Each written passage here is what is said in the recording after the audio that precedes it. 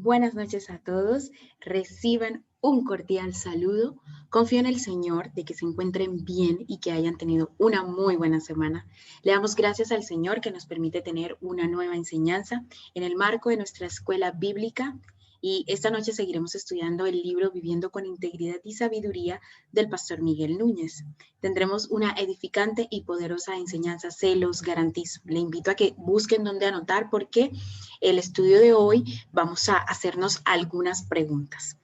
Recuerden que estamos en el capítulo de cómo tomar decisiones sabias que nos ayuden a vivir una vida de integridad. De hecho, estuvimos viendo algunos parámetros que debemos tener en cuenta a la hora de tomar decisiones, cuáles son los límites que tenemos en nuestra libertad cristiana. También hablábamos de cuáles son las decisiones que Dios bendice y Dios respalda.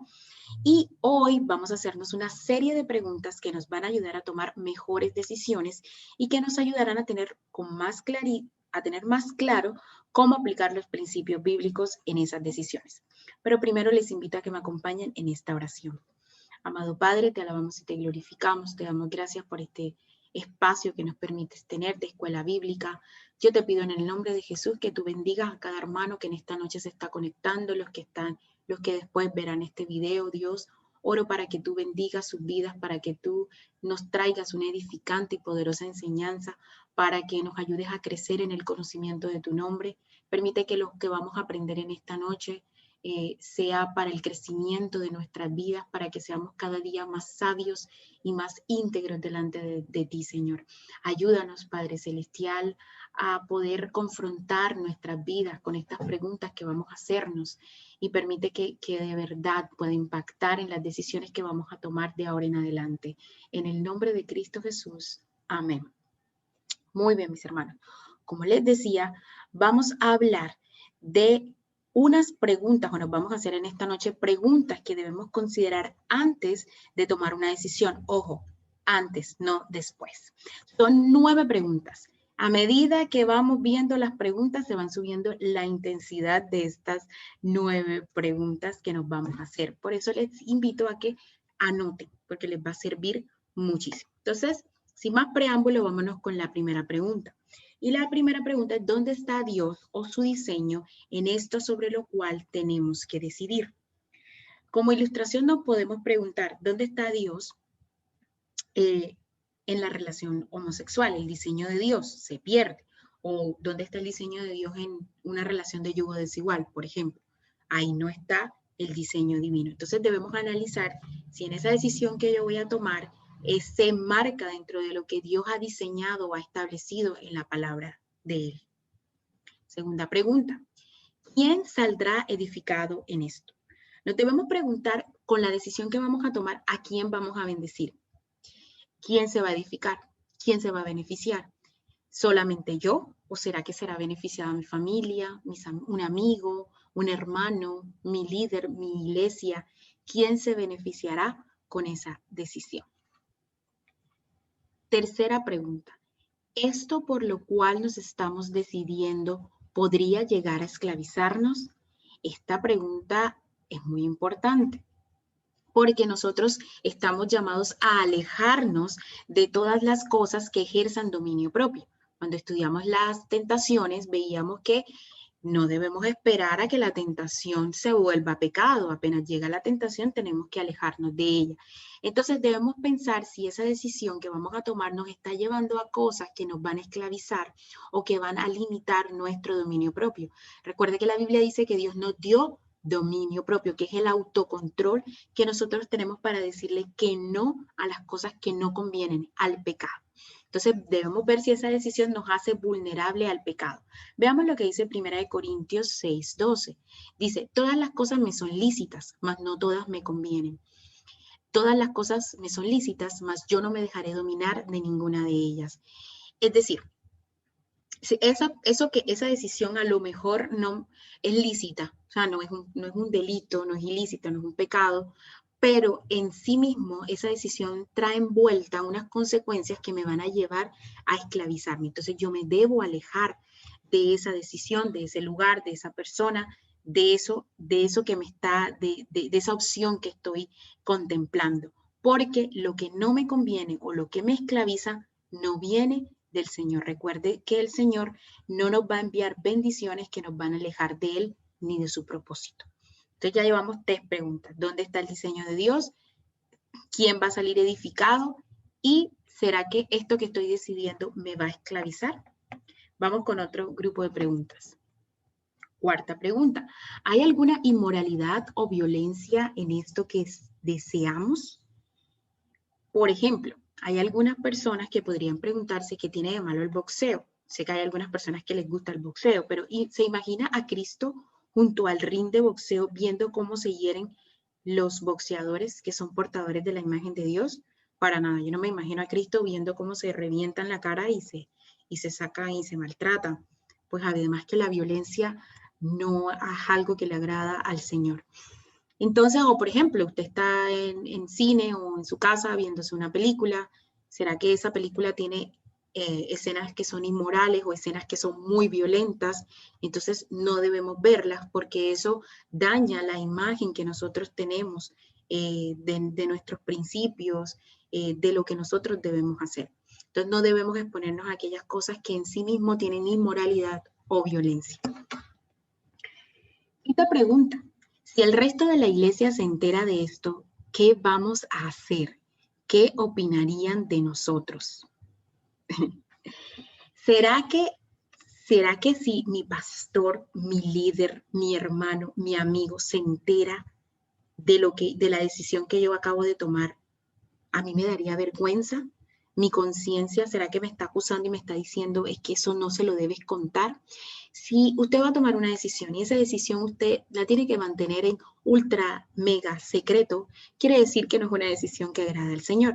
Sé que hay decisiones que son íntimas, personales, que usted no la va a estar comentando con todo el mundo. Pero si usted no se la puede contar a su pastor, que es su consejero espiritual y que es la persona que nos guía y nos lleva hacia el Señor, entonces quiere decir que esa decisión no es saludable. Y esta sola pregunta puede hacer cambios significativos en la manera en que tomemos las decisiones. Por ejemplo, yo soy una persona soltera. Si yo conozco a una persona, a un hombre, y empiezo a tener una relación con este hombre y este hombre no es cristiano, puede que sea súper lindo, súper trabajador, educado, pero no es cristiano, yo no se lo puedo presentar a mi pastor, quiere decir que esa relación no está avalada por Dios ni respaldada por Dios, quiere decir que esa decisión no me conviene. Entonces, hermanos, pensemos, si se entera la iglesia, ¿qué vamos a hacer? ¿Se puede contar o no se puede contar? 6º, ¿cuál es la asociación que queremos hacer de esto con la cultura de pecado en nuestros días? Mis hermanos, las cosas mismas no son entes morales. Entonces, ¿qué las hace pecaminosas? Pues digo, la música no es un ente moral, un lugar no es un ente moral, una cosa no es un ente moral, pero ¿qué las hace pecaminosas? Pues la cultura de pecado. En nuestra sociedad hay unas cosas, hay unas situaciones, lugares, incluso alimentos, que son asociados con pecado. Entonces se vuelven algo que se llama la cultura del pecado, porque tienen una alta asociación con el pecado en nuestros días. Por ejemplo, la música, el reggaetón. El reggaetón en sí no es malo, pero el problema es que el reggaetón está asociado con el pecado porque sus letras y sus bailes son muy sensuales. De hecho, muchas letras son tendientes a tener relaciones, a generar, a encender la lascivia en el hombre. Entonces, esa asociación con el pecado hace inapropiado ese tipo de música, por ejemplo. O como nos hablaba nuestro hermano Jesús David cuando nos hablaba del límite de la libertad cristiana. Decía, bueno, como tomarse una copa de vino no está prohibido en la Biblia, pero para algunos hermanos el alcohol es asociado con el pecado, no se debe consumir alcohol, entonces mejor, preferiblemente, no tomamos alcohol los cristianos. Hay muchos cristianos que hemos decidido no vamos a tomar alcohol porque no bendice la vida de los demás. Acuérdense que tenemos una gran nube de testigos que nos están viendo y nos están analizando. Entonces tenemos que analizar si esa decisión que tengo que tomar me lleva a asociar con la cultura del pecado. ¿Será que mis hermanos lo van a ver como pecado? ¿Será que quienes me rodean, mis familiares, las personas que están a mi alrededor, lo van a asociar con el pecado? Entonces nos vamos con el siguiente grupo de preguntas.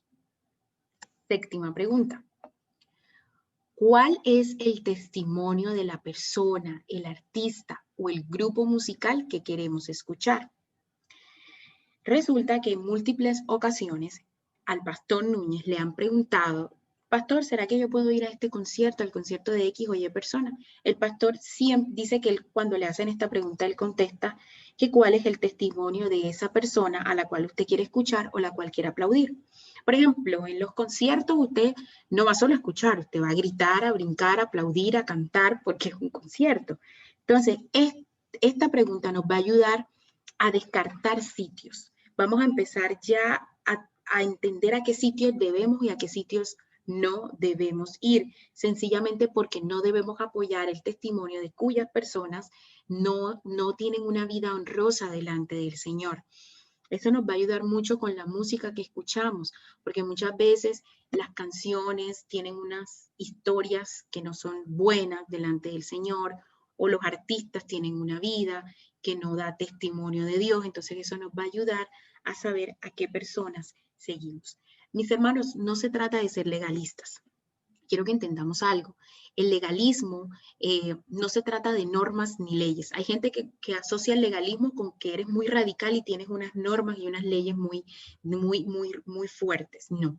Recuérdese que el cristiano tiene un estándar y el estándar del cristiano es Cristo, es decir, la perfección. Así que no habrá ninguna ley ni ninguna norma que sea lo suficientemente radical porque nuestro estándar es la perfección.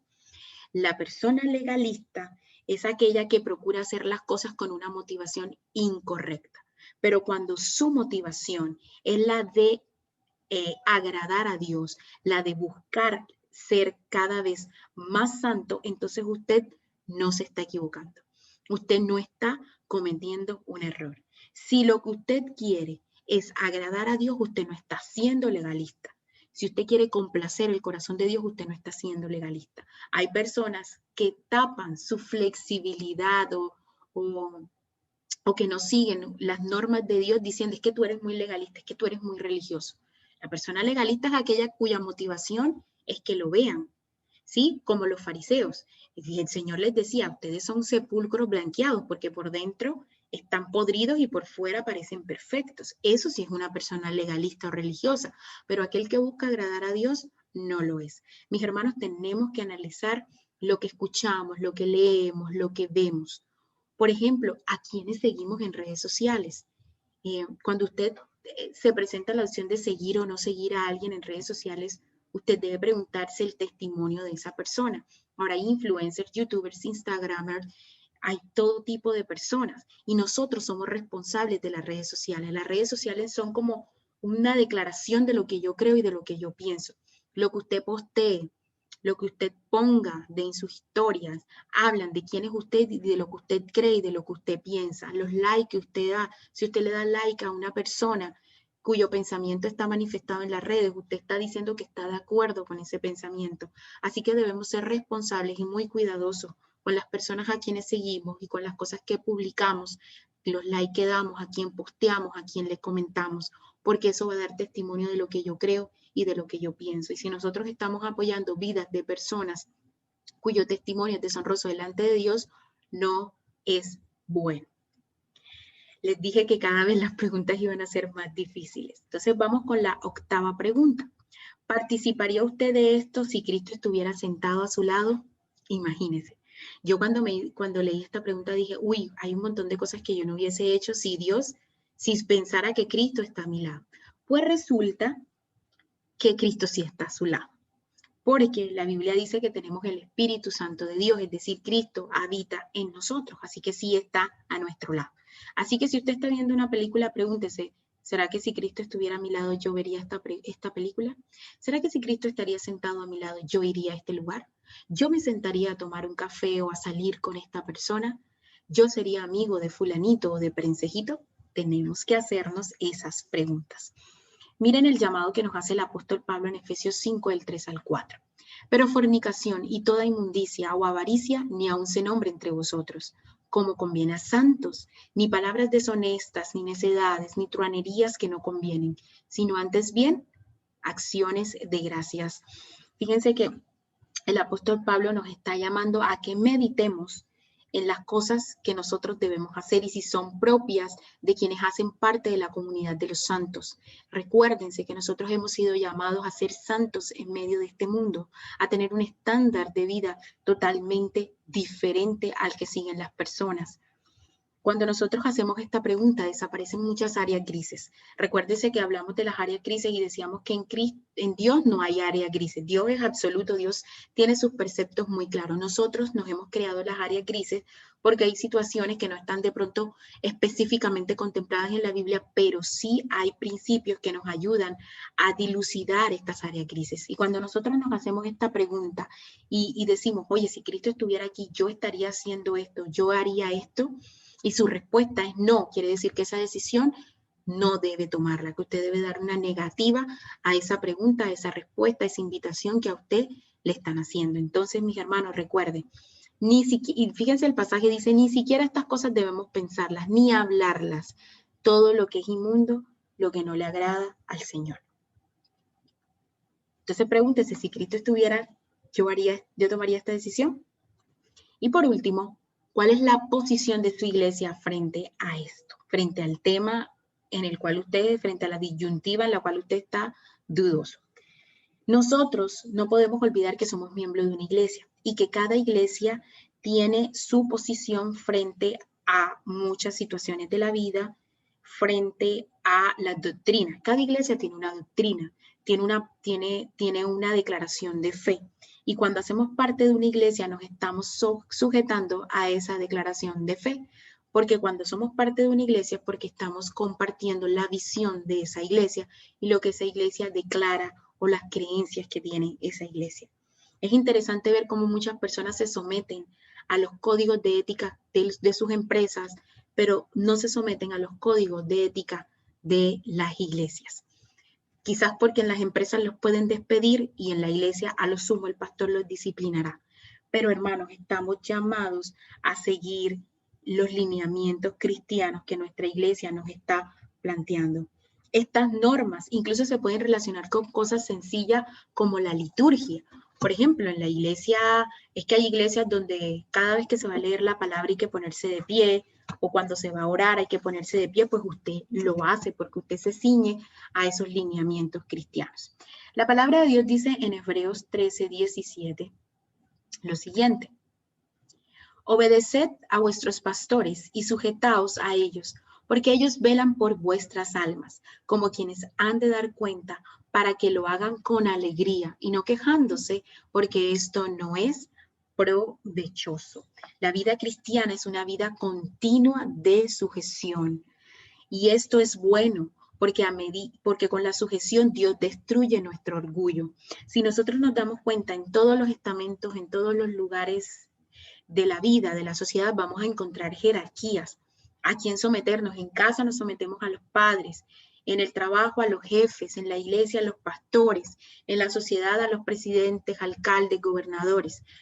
En todas partes nos estamos sujetando, porque esta es la manera que Dios usa para matar nuestro orgullo, para organizarnos, para que seamos sabios en este mundo. También quiero que leamos lo que dice 1 Corintios 1:10. Dice, os ruego pues, hermanos, por el nombre de nuestro Señor Jesucristo, que habléis todos una misma cosa y que no haya entre vosotros divisiones, sino que estéis perfectamente unidos en una misma mente y en un mismo parecer. Dios, a través del apóstol, nos llama a tener un mismo sentir, un mismo parecer.